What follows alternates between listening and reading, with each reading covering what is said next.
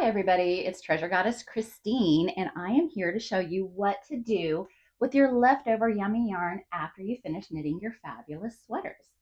So this sweater is called the Turtleneck Tube Vest by Stephanie Jappel. It's a brand new pattern coming out soon. Stay tuned and I will share all the details as soon as it's available. It calls for 3 to 4 skeins of this yummy yak silk DK yarn. It's so yummy. But my size only used part of my third skein. So I had all of this yummy yarn left over. And this yarn doesn't want to go get stuck in your stash. It doesn't want to get stuck away, put away just to look at and think about. It wants to grow up to be something too. It's so yummy. Let's find some amazing patterns, which I have a whole list of, that will show you what to use up this yummy yarn for. In fact, the one I'm going to recommend is one of my very favorite. It's called the Honey Cowl, designed by Antonia Shanklin. And I will put a link to the pattern in the description. It is a free pattern on Ravelry. Look at this gorgeous texture and fun in this fabulous cowl. And it's super fun. And you just use up whatever yarn you have left. It can be knit up in a variety of sizes. I just use, 3/4 of a skein of DK. And it's hard to see because it's red on red, but it's an amazing fun knit. And I've got another one on the needles with me now. Again, look at how fun that is. So I've got some tips and ways to show you how easy it is to stay on track and keep this gorgeous texture going as you knit this fun project. So again, this is the Honey Cowl by Antonia Shanklin, and it has a gorgeous, lovely texture, and it's super easy to knit. It's actually a 4-stitch pattern, or four round pattern.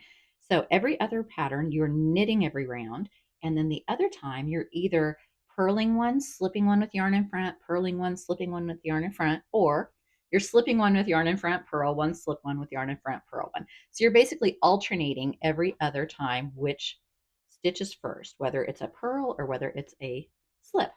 Let me show you some cool tricks or how I keep track of what I'm doing on this. So I'm just finishing up a knit round because the round 2 and 4, you're going to knit every stitch. So let me finish those really quick and we can start with the next one. So now how do I remember what the heck I'm supposed to do? Am I on row 1 or am I on row 3? The first time I knit this, I actually kept a little tick mark and I marked every time. That's just hard to keep up with, and we can do better than that. And so also, how cute is my cute little stitch marker? Yay, yarn.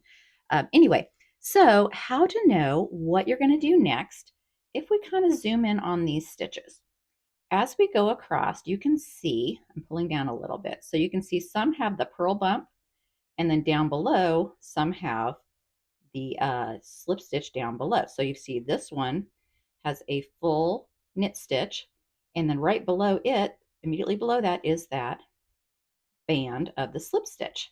The next stitch has the full knit stitch before, but then the purl bump is right here. So if you can kind of see, let me pull them apart. So as I pull them apart, you can see it kind of goes up, down, up, down, up, down. So then as I come across here, my very first stitch, one little where it's a little, see if I can get that. Without my hand, it might be easier to see. So this first stitch has the full knit stitch, and then down below it has the lower band below it. So it was earlier, the last time I did a pattern stitch, this one was the slip stitch. So that tells me I'm going to purl this first stitch. Or again, you can just follow the pattern directly and keep track of your rows. So this one I'm going to purl and then slip one with the yarn in front. So my yarn's already in front. I'm just going to slip across. And then again, this next one, see how as I'm looking at my upcoming stitches, this has way down here is the earlier slip. So that means I'm going to purl this one. Purl. And this one was a purl stitch last time around. So, or 2 rounds ago. So then this one's going to have an actual slip. And since my yarn's still in front, it's going to do that. It's going to make that little slip stitch right there. So this is part of the magic. As you're pulling apart this, you can see it's alternating. There's up and down, up and down, up and down. So it's just a little hint.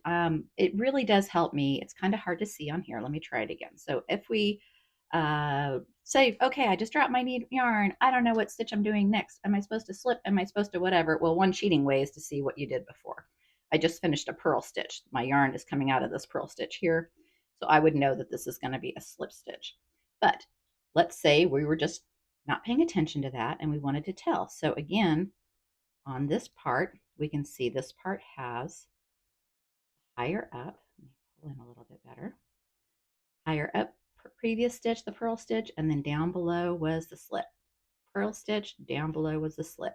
So previous round, 2 rounds ago, that had the bump means it's going to be slipped. It's just kind of like my little cheat way to know what's going on. So I just slip that one across, and my yarn is going to be a slip stitch once it completes that next stitch, which is a purl.